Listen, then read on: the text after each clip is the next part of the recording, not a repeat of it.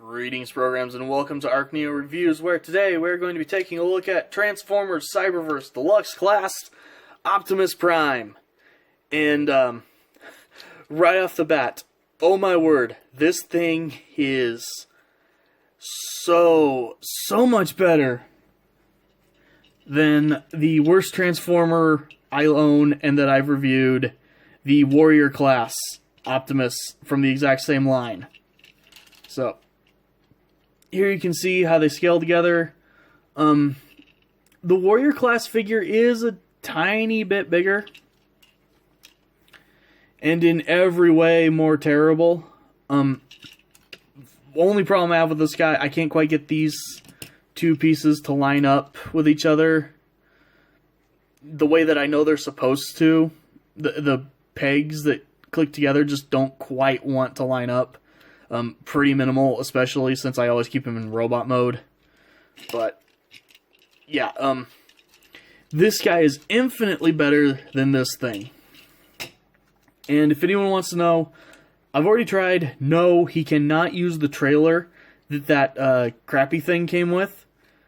These are not tall enough to actually hook onto the trailer.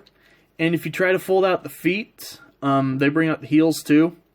Which, again, now he's jacked up in the back and still can't actually connect to the trailer. So, a little bit of a bummer there, no big deal.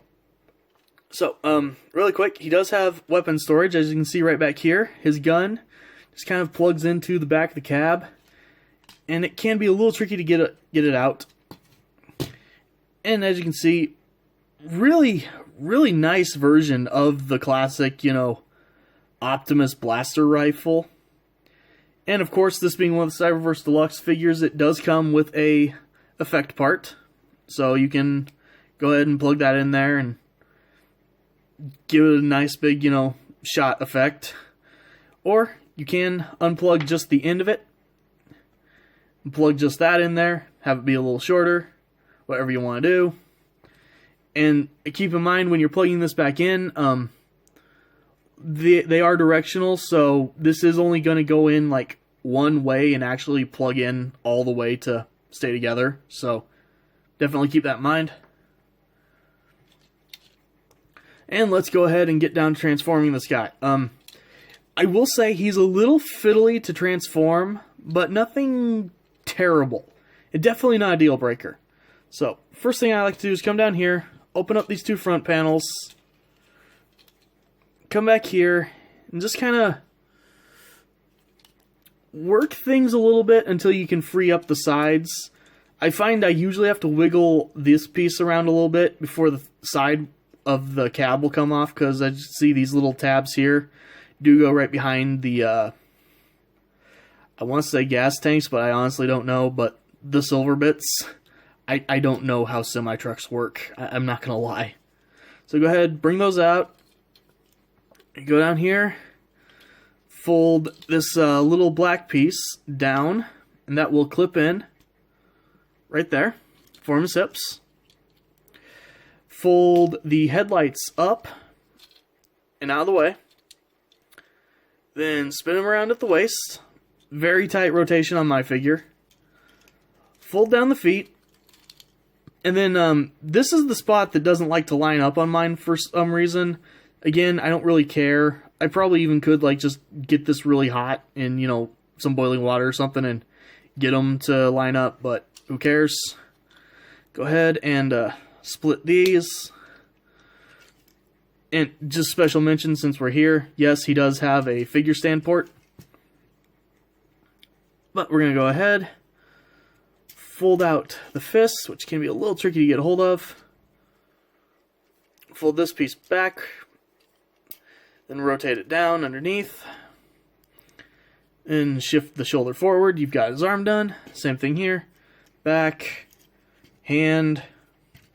Under. Shift. And there you go. So last thing you're going to do, pull this piece back. It goes all the way. Doesn't really peg in. Just sits there. But it does sit there fine. There's a little notch right there. You can use that. Pull up his head. Snap it into place, and there you have Deluxe Class Optimus Prime. And yeah, this thing is just, again, infinitely better than this sack of crap that I just knocked him over with. Apparently that sack of crap is feeling very jealous right now. So, opposability on this guy is fantastic. Shoulders are on a ball joint, so you get full rotation. They move out. You can use the transformation joint to get them to move back a little bit if you need to. Bicep rotation, 90 degrees at the elbow. Ball joint at the wrist, so he's got rotation, and you can move it in if you need to. Waist rotation, right there. Really tight, but it's there. He does have ball jointed hips, so pretty good range of motion. Things get in the way, so you don't get any of the extremes except for the back, but overall pretty good. He does have thigh rotation just above the knee, so you can rotate that. Pretty deep knee bend, quite a bit over 90 degrees actually. Then you can kind of use that piece as a knee blaster, I guess, if you want. And then he does actually have foot articulation, so you get a little bit forward, quite a bit of back, and the ankles do rotate, though on mine really tight, almost to the point of being scary. So, really quick, yes, after this panel folds down, it does become your new weapon storage. There's the old weapon storage, so I do also appreciate that they kind of molded in almost thrusters or something, so, you know, it keeps it from looking like kibble. Other than the stuff underneath his arms, this is a pretty clean transformation, actually, and kind of impressive for its size.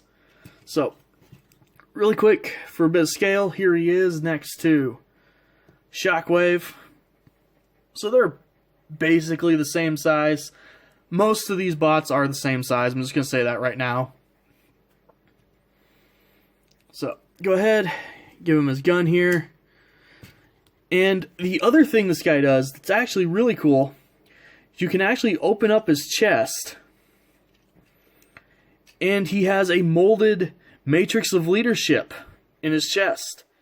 And if you couldn't guess already from that big gaping hole, which, by the way, it is painted the, light Cybertron blue down there you would expect. Again, my lighting sucks. I can't show it very well.